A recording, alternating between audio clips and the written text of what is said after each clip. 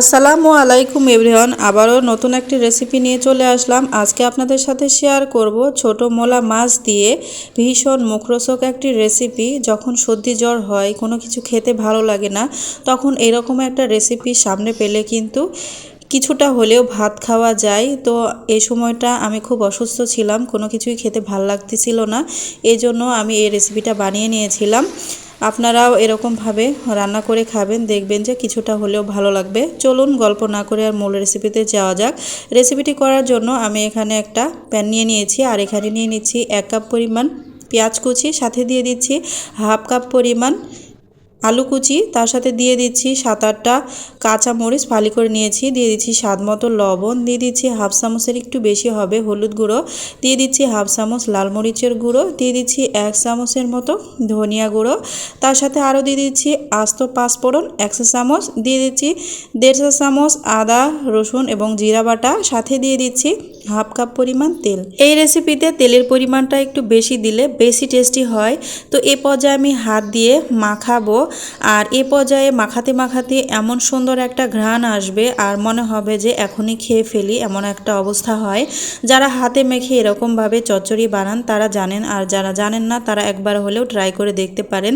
তো এখানে আমি দিয়ে দিচ্ছি হাফ কাপের একটু বেশি হবে মাছগুলোকে কেটে ধুয়ে খুব সুন্দর মতো পরিষ্কার করে নিয়েছি। আর মোলা মাছে রয়েছে প্রচুর পরিমাণে ভিটামিন, আর যাদের মুখের রুচি থাকে না তারা এই রেসিপিটি করে খেতে পারেন, তাতে কিন্তু অনেক বেশি ভালো লাগবে। তো মোলা মাছগুলো দিয়ে আমি আলতোভাবে আবারও নেড়েচেড়ে দিয়ে নিলাম। হাতটা ধুয়ে জাস্ট অল্প একটু পানি দিব, খুব বেশি পানি দেওয়া যাবে না। তো দেখতেই পাইলেন আমি অল্প পরিমাণে পানি দিয়ে শুধু হাতটা ধুয়ে সুন্দর করে একটু চেপে চেপে দিয়ে দিচ্ছি।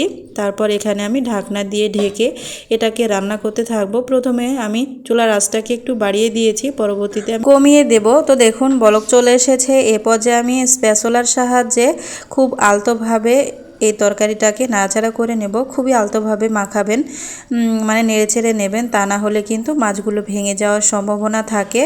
আর ঘন ঘন নাড়তে যাবেন না, বিশেষ করে স্টিলের খুন্তি দিয়ে নাড়াচাড়া করবেন না, তাতে কিন্তু খুব দ্রুত ভেঙে যায়।